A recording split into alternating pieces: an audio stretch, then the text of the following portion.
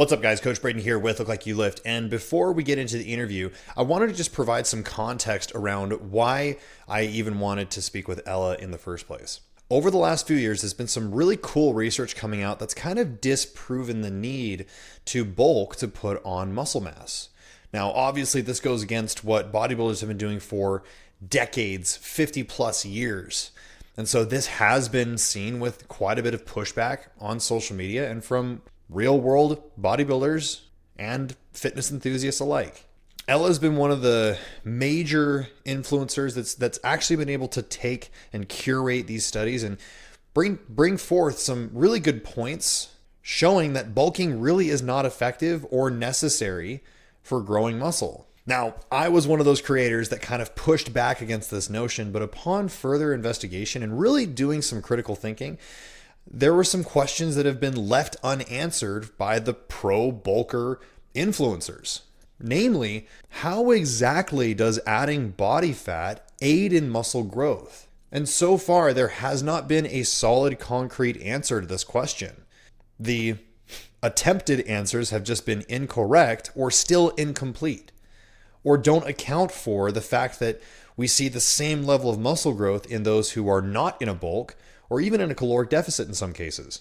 So a lot of questions need to be answered to justify a bulk. That's the whole reason why I wanted to have Ella come on. I wanted to give her a platform where we could really clarify a lot of the misinformation and kind of eliminate the game of telephone and just go straight to the horse's mouth. This was a fantastic conversation. I hope we can have her back. So make sure that you go follow her and support her on her social media channels at ScientificSnitch.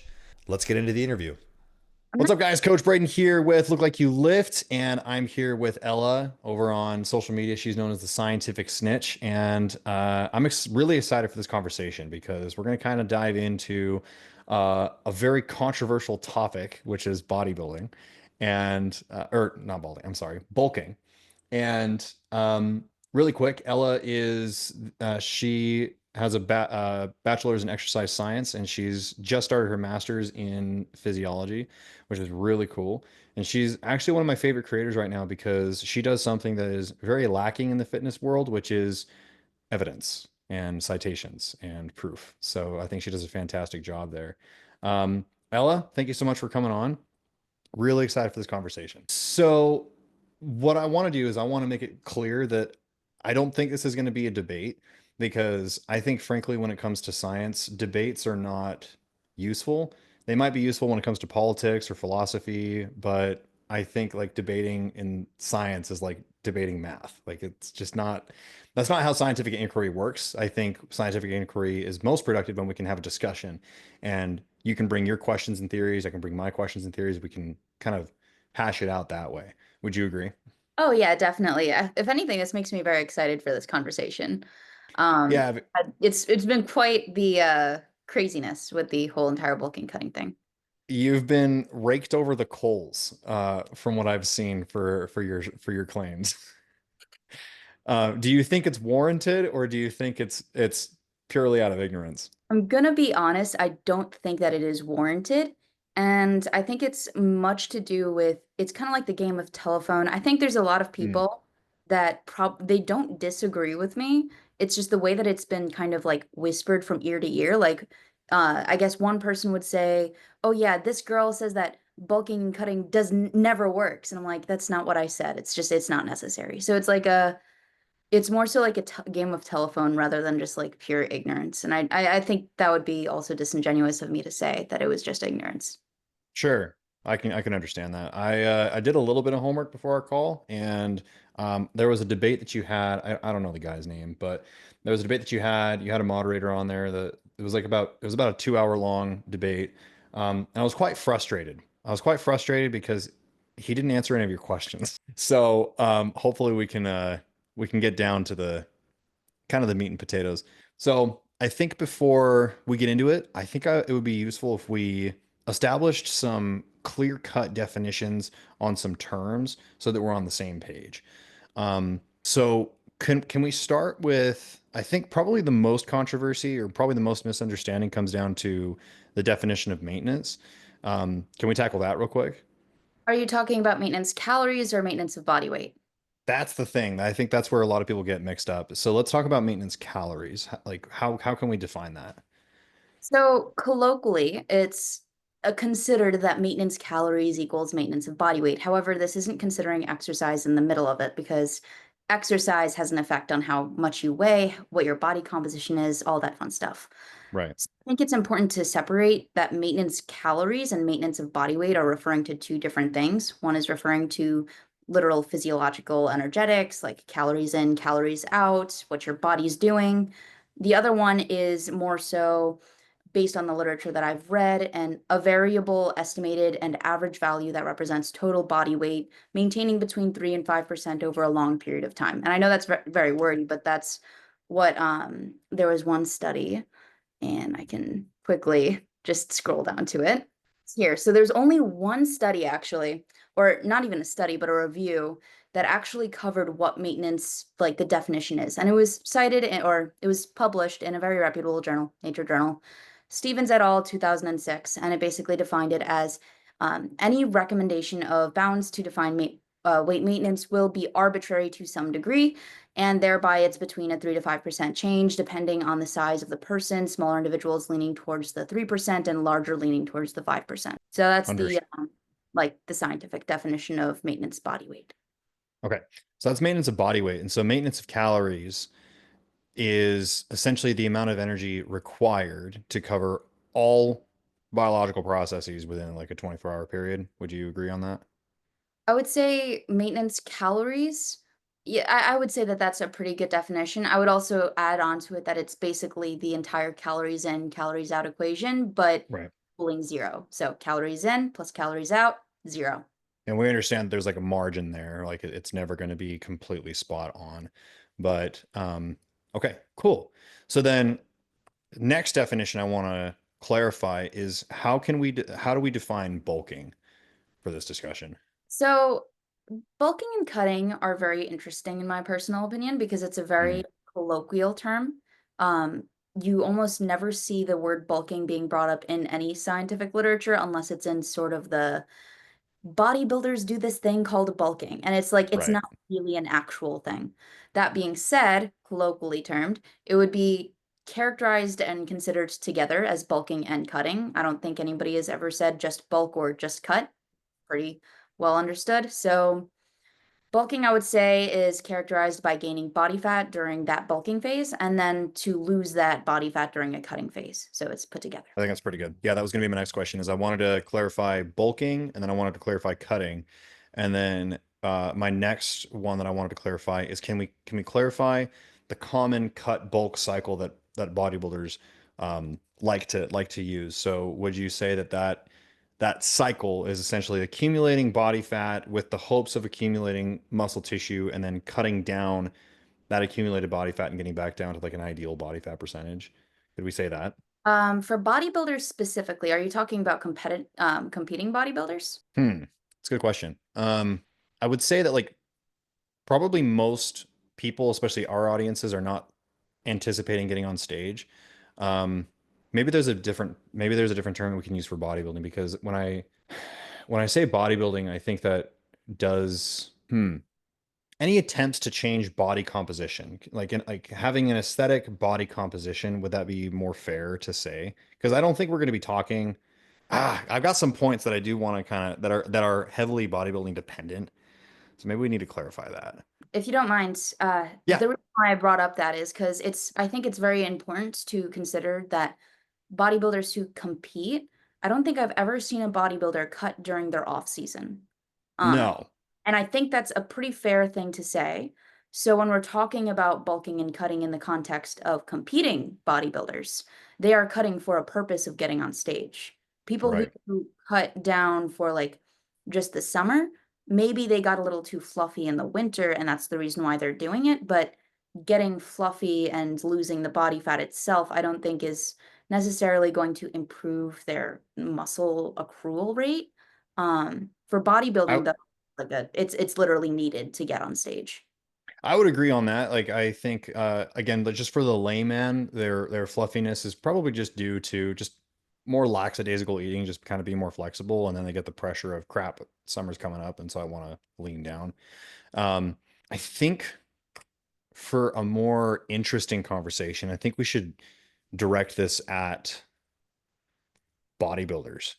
Um, because I think we're already going to kind of be in agreement that like the average person is probably going to be just fine eating at maintenance calories and just slowly accruing muscle tissue.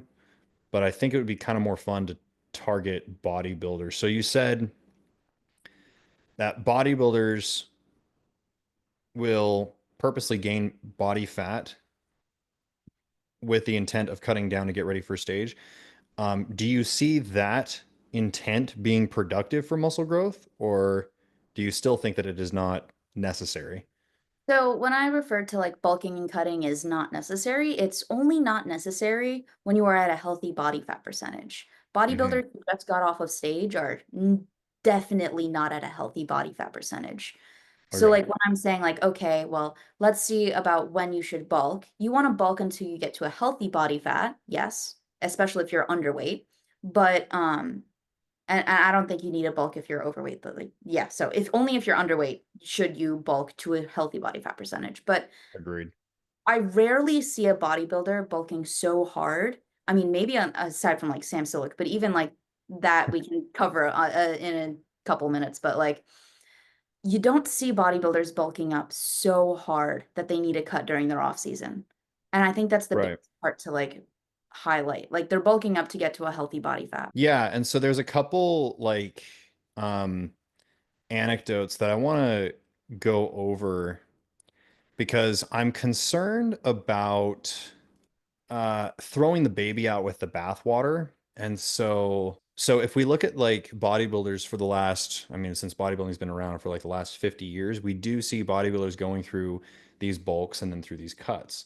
And is that essentially out of dogma, or is there something there that we're missing that we're not seeing in the papers? Do you see where I'm going with this? So the only reason why I brought up the whole healthy body fat thing was Yeah, because when you're at a healthy body fat, your hormones are properly functioning. You also have the leniency of that healthy body fat. Now, as I said, you don't see bodybuilders bulking up so hard. Now, we know based on the literature and overfeeding studies that you can bulk up very, very hard if you wanted to. sure. Increase calories to freaking 10K for like 3 weeks, you're going to be up a lot of weight. Being said, is it productive? No. And is it going to get you to a healthy body fat? Yes, but in a very short period of time, and then you're going to have to stop. Um, and I think that's the biggest part to consider when we're talking about bodybuilders is that we're looking at people who are underweight or under fat, bulking up to a healthy body fat percentage, pretty much maintaining that once they get there, or if they already got there very, very late on because they took it very, very slowly, then you're going to look at them at the very peak bulk right before the in season hits, and then they're going to cut back down again for the show. Is the Mhm. cut productive for muscle growth? No, but is the bulk productive for muscle growth? The bulk itself, not really. The healthy body fat and getting to the healthy body fat, yes. Now, there are some I hate using anecdotes, but I guess you could use even Joel or TNF. He tends to quote unquote bulk up after a show, which is very important because you're trying to get to a healthy body fat. Once he gets there, he doesn't really change his body fat. If you look at his pictures throughout his peak bulk, he has abs. Same goes for most any bodybuilder that you look at, even the what is it? Golden age bodybuilders, the ones that are quote unquote bulked up, but you still see resting abs almost. And I think Mhm. that's really important to note down when we're talking about whether or not bulking and cutting has that, I guess, intrinsic benefit of increasing the rate of muscle growth. Yeah, and I'm in agreement there. Like getting up to a healthy body fat percentage, especially for natural individuals, is going to be very important post show. There's an interesting phenomenon that I want to go over with you and get your thoughts on this. But before I do, I agree that anecdotes don't like paint a perfect picture, but I do think there is a little bit that we can gather from that. So there's there's Doug Miller. He's probably the greatest natural bodybuilder of all time, and he goes through the typical bulks and cut cycles. There's AJ Morris, who I have here. He, I would say, is like a typical natural bodybuilder, and you can see here clearly like he's gained quite a bit of body weight and he's gained quite a bit of body fat. Not fat by any means, and then he cuts down. But there was a really good um, comparison here. So in 4 years, he added about 10 pounds of tissue here. Now, this was natural bodybuilders will go through like about a 1 year. Their bulk cut cycles are much longer than like an enhanced individual because they have to do things a lot more carefully, I would say. But like a typical bulk for a natural bodybuilder is about a year long, and then they'll do like a 1 year contest prep. And so my question for you is obviously like I'm not expecting you to like criticize him by any means, but like AJ here, he went through a 4 year phase where he gained about 10 pounds of lean mass, which is very impressive for a natural individual. Do you think that someone like this, I'm not saying AJ in specifics, but do you think someone like this would see the same kind of tissue accrual by just staying at a healthy body fat percentage instead of pushing their body weight up? So first of all, fantastic progress. Yeah, Um, that being said, when we're talking about tissue accrual, tissue, it can be broken down into multiple constituents. You have water, you have protein, you have the little connective extracellular proteins. You've got, well, sorry, I should have said contractile protein. you're good. So water, contractile proteins, extracellular, like connective proteins. You've got glycogen, and if I'm missing anything else, probably some intracellular fat, all that fun stuff. Now, Yeah. from what I've read on the literature, and I can send over the study on this, I don't have it up in front of me, but muscle tissue itself is only approximately, I'm say between 20 and 30% on the high end of contractile protein or even protein in general. So like let's say that the actual extracellular protein also takes some energy as well to make. The Mhm. water kind of just comes in with it in terms of what is the term? Some term that is I know what you're talking about, but I can't think yeah, of the term so either. like when you have tissue that is being built, you can't just have dry tissue being built. Right. However, that's the only part of the tissue that costs energy. So even though he gained 10 pounds, he really only gained approximately 3 pounds of pure contractile tissue, or at least that's how much energy he spent on it. And when you Mhm. divide that over the course of the length of time that he has there, I believe it's 2017 to 2021. Yeah, it was a 4 year time period. Oh, that is incredible. But I know it's great for a natural individual. Yeah. yeah, it's fantastic. But if we divide three over the course of 4 years, that is a very small number of Hmm. contractile being like added on. So I don't think he needed to gain as much body fat, I guess, as I saw him gain on that bulk. He could have done it in less, but I guess like if you the thing I something that Joffrey mentioned when we had our discussion was that a lot of people they tend to not structure their diets properly, so they don't Correct. feel good in the workout. And I think that's a very big reason why people find bulking and cutting to be successful because they don't know how to structure a proper diet. But you definitely don't need to gain as much body fat as a lot of people may think. Mm. Yeah, I'm in agreement there. So okay, now so we talked a little bit about post show rebound, and this is where I've this is a theory and a hypothesis that I don't have anything rooted in evidence, but I wanted to kind of bounce this off of you. So I am an example of someone who has not had successful bulks in the past. I've just gotten fat. A little bit of background about me. I'm a strength athlete, so I competed in powerlifting and I competed in strongman. And in those cases, when we're just talking about strength, yes, pushing your body weight up can be beneficial because we're talking about leverages. And when you have larger surface areas, like you don't have to move as much. But when we're talking about like just pure protein accretion, or sorry, protein accrual, um, I don't think that pushing weight up as much as I did was useful. So when I did my first bodybuilding show, got with a coach and we pushed body weight up and I just got fat.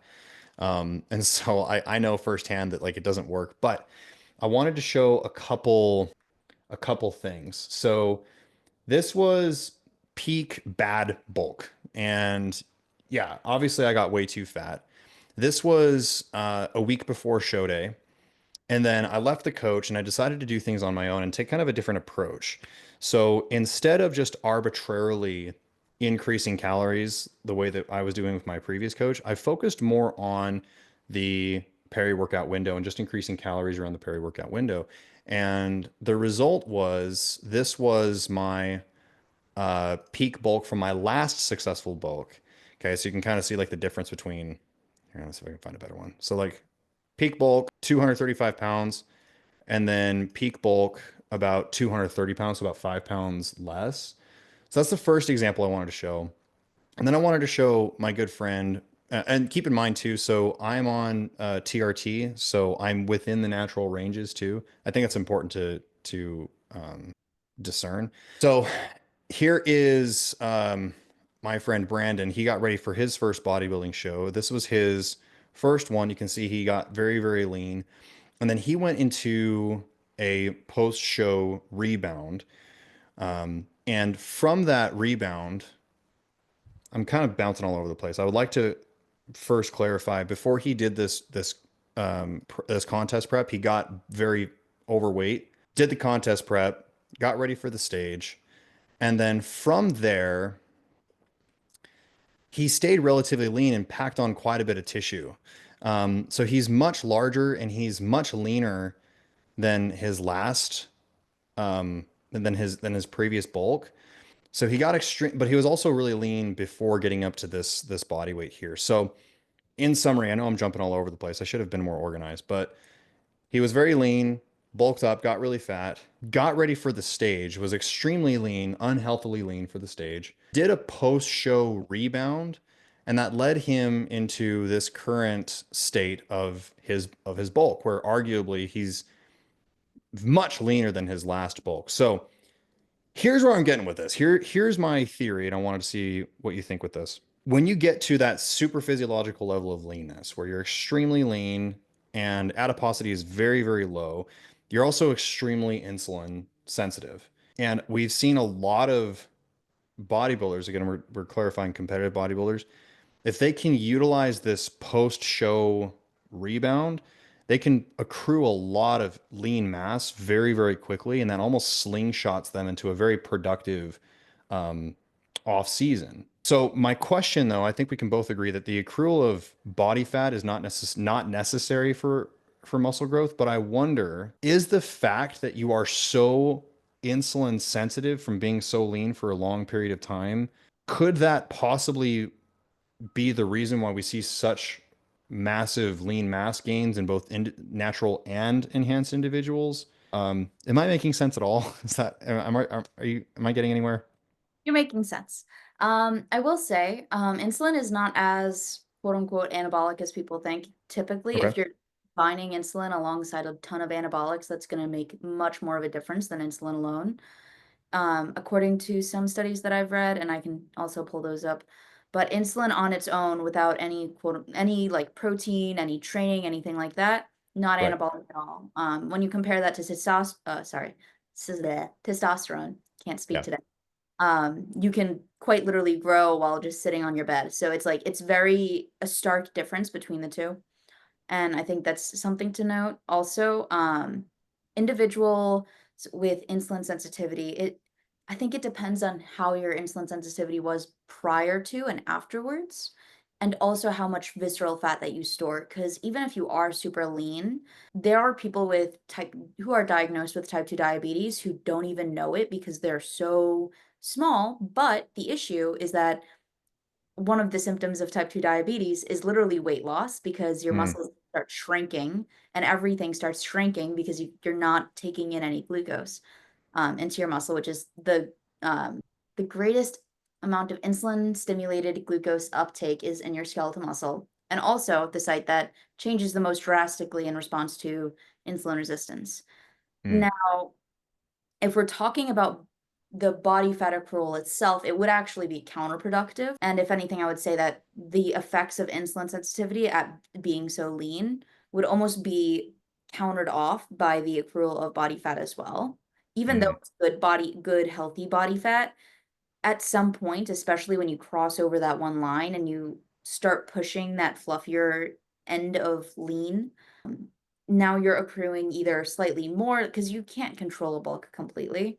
Sure. You're gaining slightly more or slightly even, well, slightly less would be a good thing, but if you're gaining slightly more than your last bulk and you don't even know it, and let's say it's in like one area of your body because you can't control how you gain body fat, um, if you gain a little extra fat tissue inside of that muscle, that's one of the main reasons that cause insulin resistance, even if it's a very, very, very, very slight amount because exercise can help with it. It could make a small difference between gaining muscle at, let's say, a rate of 1% and 1.1%. And it could be very slight. It's like probably, I would say, clinically insignificant and even statistically insignificant. But it's something that Mm. mechanistically would make sense based on how we know insulin resistance occurs. I'm sorry, that was such a long-winded mechanism. That's okay. I just gave you a long-winded hypothesis, and so it's fine. Do you think like heightened GLUT4 receptor uptake would play any kind of role in that like hypersensitive state that you see post show? Do you think that has anything to do with it? What do you mean by GLUT4 uptake? Do you mean GLUT4 expression? Yes.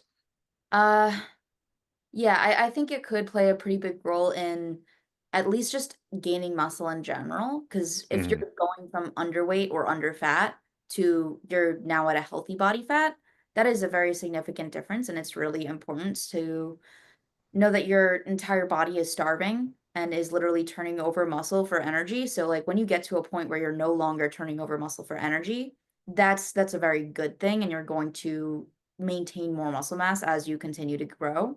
So I don't think that the bulk itself or the like accrual or the energy surplus is doing it. I would say that it's mainly the you are getting to a healthy point and that's what's doing it. If you're getting from unhealthy to healthy, Mm. gonna be 1,000 times better than going from healthy to unhealthy. If that's the case, again, I'm just using a very, very small sample size, two examples really.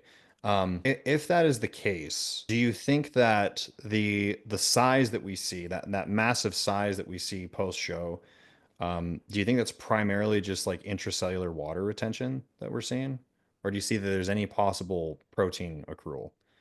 I mean, muscle is, but there is a lot of glycogen that can be stored in muscle. Sure. So if you're eating in a surplus because you're trying to gain back some of that healthy body fat, not only do you have healthy body fat being gained, and I didn't realize how much body fat people had until I saw a plastinated model and a dissection, and I realized how much body fat is on our body. Yeah. It looks very different when you're actually looking at it. Like, remember seeing it, it was like this much body fat, and the person looked really lean, and I'm like, what the fuck? Anyway, so you think you store less body fat than you do. It just looks like less on your Mm. body when it's distributed. So definitely body fat.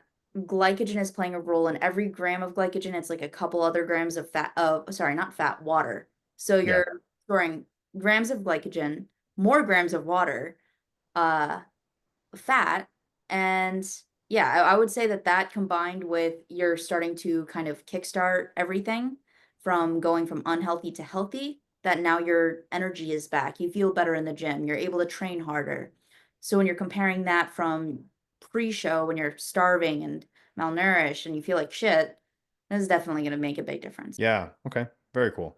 So then I want to go back to the question from like 20 minutes ago, I think. Do you think that these typical bulk cut cycles that, again, we're talking about competitive bodybuilders, do you think that these are out of dogma and just we do it because we're supposed to? Or do you think that there's something missing that we haven't quite picked up in the data yet? I think it's needed because you're cutting down so lean.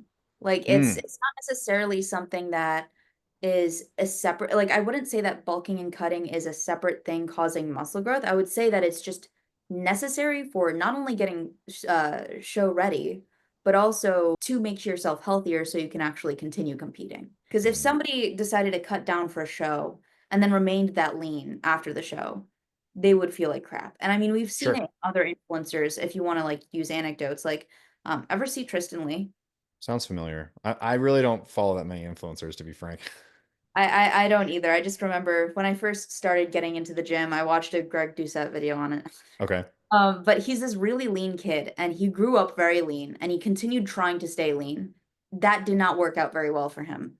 Uh, Mm. he ended up doing a bulk, but he did a bulk without any carbohydrates, which Oh, okay. I just pulled him up. He was like the really young kid. And I Okay. think that's a good example of like what happens if somebody tries to stay super, super lean for a very long period of time. It doesn't work out that well for you. And I've Mm, done it myself because I got really lean when I first started lifting. I made absolutely zero progress for like 2 years because I tried to remain so unhealthily lean that I didn't have my menstrual cycle. I wasn't feeling good in the gym. And if you don't feel good, you can't train hard. mm. So I'd say that the bulking cutting cycle for bodybuilders is more of a product of I feel like shit after a show. I need to bulk up so I feel better rather than like I need to bulk up so I gain more muscle in the bulk. It's more so I need to feel better so I can gain muscle. Okay. That's probably the most clarifying statement that I've heard in this whole controversy. That's extremely useful. Um, okay, so you had some questions for me that you wanted to add to the discussion, and wanted to see if I could tackle them. So your first question was, do you define, well, and we kind of already answered this. Do you find bulking and cutting as gaining enough fat mass necessary to warrant going into a caloric deficit to lose that fat mass? I think by the typical bodybuilding objective, I think that is. Whether they like to agree on that or not, I think that is kind of the objective. Would you agree? Yeah, and that's the biggest issue that I've had with the people who raked me over the coals, so to say, is like they literally just didn't admit that when it's literally the entire point. Like you wouldn't have to cut if bulking didn't accrue any fat mass, Sure. and there would be no bulking cutting cycle. It would just be bulking. Hmm. So I think that's the biggest. Yeah, the reason why I wanted to ask that was just I think I saw one of your videos and I commented on it like so aggressively. I'm so sorry. Um, Look, okay, we'll make it really really clear. Social media is different from like these kind of conversations. Like whatever gets the most views and engagement is the winner, right? So I get it. yeah, just describe everything that I commented there. But that's pretty much the entire thing for me. Is like I wish bodybuilders who were kind of getting on my I guess I don't know people who are like really disagreeing with me heavily would just admit that it is gaining fat and losing fat because that's pretty much the primary thing going on. Yeah, yeah. And then the next question to that then, which we've kind of already hammered and you've hammered with your content, is that fat accrual actually necessary? And it seems, other than outside of getting to a healthy body fat percentage, it doesn't seem to be actually productive. So your next question that you asked is, why does gaining fat on top of a healthy body fat percentage increase the muscle growth? And so far, I haven't seen a good answer from that. The one debate that you had was the guy saying like the only thing that he could utter was leverages, but that's different from actual mechanical tension. Again, from a strength standpoint, like from the sports that I came from, yeah, sure. But when we're actually talking about mechanical tension, actually like triggering muscle protein synthesis, I think that's different. Could you see could you see any possible, again, outside of what we've already established, like healthy body fat necessary for growth, could you see any possible reasons to gain an excess of body fat for muscle growth? So there's three arguments that I've seen and people have brought up consistently to the point where I have replies that are in my notes that I copy and paste now every time Hmm. those questions. But I try to get to everybody because I think that it is important to answer these questions. But the first question is being in a positive nitrogen balance or positive protein balance from a bulk going to increase the rate of muscle growth? Hmm. No, because if you're stimulating a certain amount of mechanical tension from your training, you're training with a very, you're training hard, you're training well, there is no reason why your muscles would then decide, okay, I'm going to gain more muscle on top of that, even though it wasn't stimulated by the training. And we know Right. that if you don't train, you don't build muscle, or at least you don't build muscle consistently, I should say. Hmm. So we know that you need activity, training, something, some sort of stimulus in order to build muscle. And force feeding protein is not going to force feed muscle, if that's not, it makes sense. Correct. Second point is glycogen. Now, exercise, specifically resistance training exercise, is a it's primarily dependent on the Phosphocreatine. yes, phosphocreatine energy system.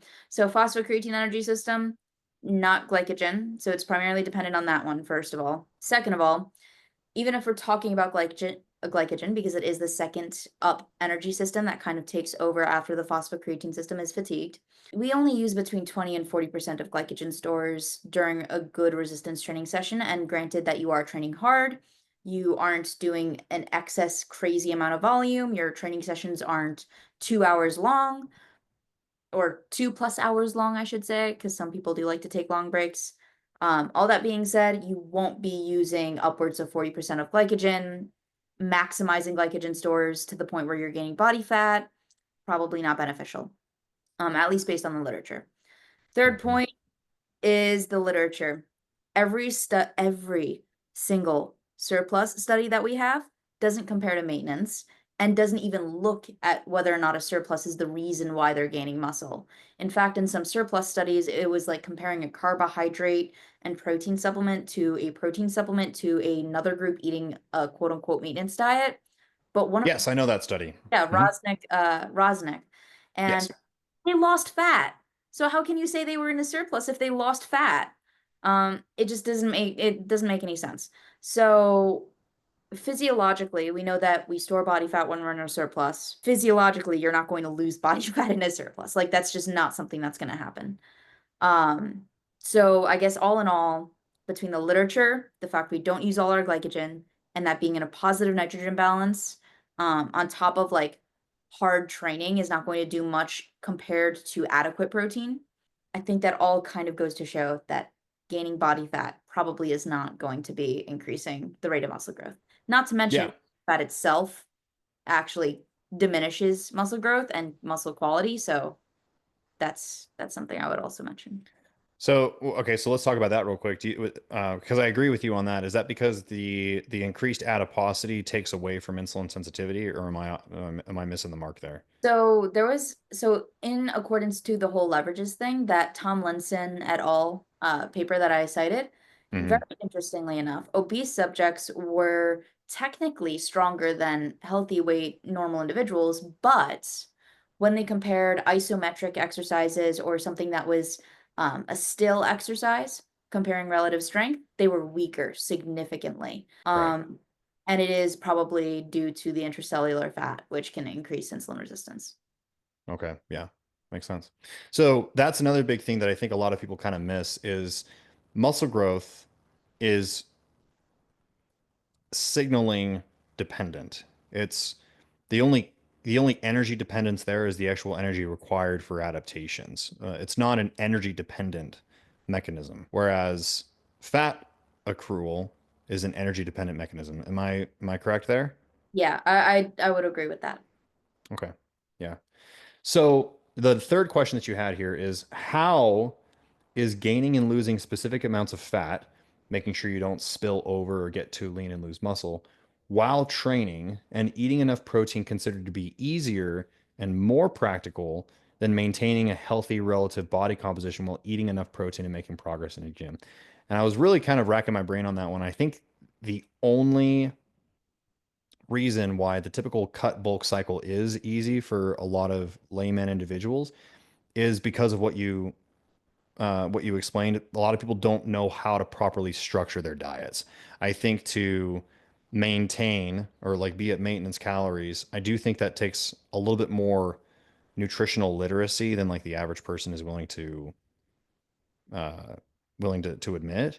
And so I think like the only application of that is just out of it's while it's not practical, it's easier to just be in a slight just to be in a surplus and then just anticipate cutting that weight down. Because that kind of leads into my next question is okay, so we can posit that the typical bulk cut cycle is not useful. Now we need to replace that with a useful heuristic. So then, yeah, that's the next question is what's the useful heuristic that can replace this bulk cut cycle? What do you think? So my practical recommendation, and I don't know why it seems to go over everyone's head, but probably aside from you, because I think you'll understand where I'm coming from with this, is looking in a mirror. That's pretty much the biggest thing. If you feel good in the gym, you're making progress, you're eating enough protein, and I think those three things are like kind of consistent, whether you're bulking or cutting or doing maintenance. Mm. So doing the things that you're already doing, if you're bulking, cutting, at maintenance, doesn't matter. Making progress in the gym. I think I said one extra thing, but getting enough protein.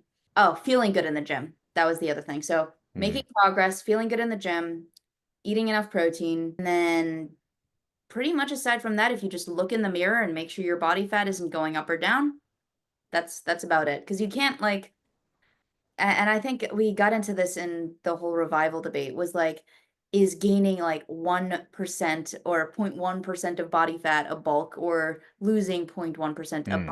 of body fat a cut? Like, I wouldn't consider that because it's impossible to track. But if you're Right. on average staying around 15%, I think we can call that a maintenance. I think that's fair to say. Yeah, I would agree there. Cool. Well, we kind of tackled all the major points that I wanted to go over. Can you think of like any other points that you would like to discuss? I would ask, uh, what exactly drives you to bulk and cut? What exactly drives you to bulk and cut? I think I think it just comes down to dogma. You're told that if you want to get bigger, you just have to gain weight. And I think the typical recommendation that we kind of see online is like gain 0.5% of total body weight per week. So that's like 1 pound, sometimes half a pound a week. So I think that's kind of the only reason I can think of, but maybe we can get people to chime in. I don't know, but I think that's like the only thing that I can think of is just dogma. Like we haven't really explored any other alternatives yet until now. Yeah. I mean, I think that's very fair. And I also like I think it's important to understand like people need to know that like you don't eat a surplus of calories before your exercise. You eat a pre-workout meal before your exercise. And then the Hmm. surplus usually comes on later on in the middle of the night when you down that giant bulking shake. So it's like I'm very well aware that people are not consuming all their calories before the gym. And I think that's also something to mention too. Since training is the number one factor involved in training, or sorry, in building muscle, so you need to train to build muscle, wouldn't it make sense that the only way that a surplus would be able to help with muscle growth is if you had that entire surplus of calories right before your training? Why would that? I'm trying to think how would that be beneficial other than just ample amounts of energy for your session? I mean, I don't think it is beneficial, but I think it really goes to show why it wouldn't be beneficial because Yeah. if you're eating so many calories that it's being stored as fat, um, I don't think that we can make a valid argument that, oh yeah, if you put that entire surplus right before your training session, you're still gonna you're still gonna keep some of that as fat. Right. And I think that's another thing that a lot of um, people tend to miss is when they're saying like a surplus is better for muscle growth. When is that surplus actually occurring? That surplus is Mm. an over time sort of thing where you're like accruing that over the week, not necessarily right before your training session when it really matters. Yeah. Excellent. Excellent point. So we're still left with like the major questions. I think we've like made a lot of headway, and I think we've had a lot of clarifications. But I think if people still think that bulking works, there's some questions that need to be answered that I don't think we've been able to answer yet. The questions that need to be answered is how does accruing additional body fat outside of healthy body fat levels actually aid in muscle growth? That's like the first major question that I don't think has been answered yet. What other questions do you think need to be answered to account for like the typical bulk cut cycle? I just want to see a study done in a metabolic ward where they're eating at a surplus, um, at maintenance, and in a slight deficit. And I want Mm. to see the difference in muscle growth. And I want it to be double, like pretty much double blinded, where they don't know if they're eating in a surplus or in a deficit or at maintenance. Mm. And I want to see that how that actually affects it. It would be a really difficult study to design because you would have Yeah. to isolate each of the groups to make sure that they don't know that they're in a surplus or a deficit. But it would be I would hypothesize that there is no difference between them, especially if they're all at a healthy body fat. And I think that would be Yeah. very interesting to see. But that being said, if there is some other mechanism that does come out in the future, I'm more than happy to change my stance. I just don't think that based off of physiology and how our bodies work, it would make sense. Yeah. Yeah. I think the closest thing that we came to that was Eric Helms's research, recent paper that came out. But it sounds like a very expensive study, and I would be more than happy to sponsor that in any way I can. If you're interested in like reading about interesting like I guess surplus studies, the reason why I brought up the metabolic ward, it's called Braze et al. 2012. It was like protein feeding, and it was very interesting. Individuals were recreationally active, meaning they were just normally physically active.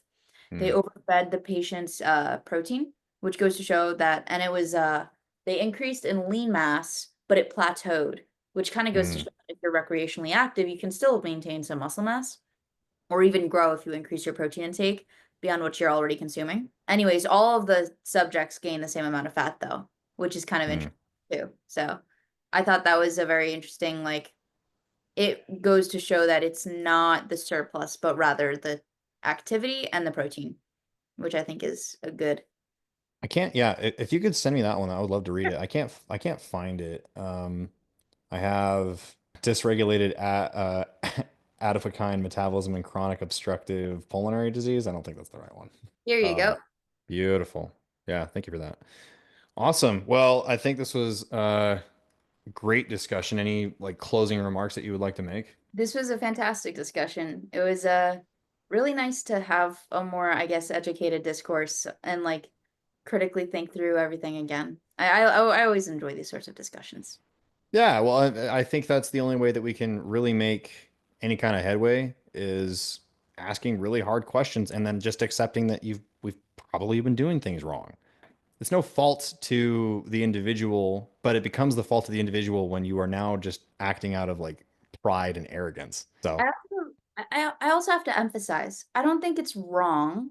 I think it's just it's like doing above and beyond on your homework where it's not necessary, but still gets you the grade. Like it's not necessarily like a bad thing or a good thing. Like because exercise can improve insulin sensitivity, if you are doing a slight bulk and cut, I don't think that's that big of a deal. It's not necessary, and the cut is probably going to hinder your muscle growth to an extent, but like, is it a big deal? I don't think so. look, just admit that you would just want to eat some extra food. Like just admit that you want to do that. Cool. Awesome. Well, hey, Ella, thank you so much for coming on here. Really productive and yeah, we'll hopefully we'll have you back soon. Thank you for having me.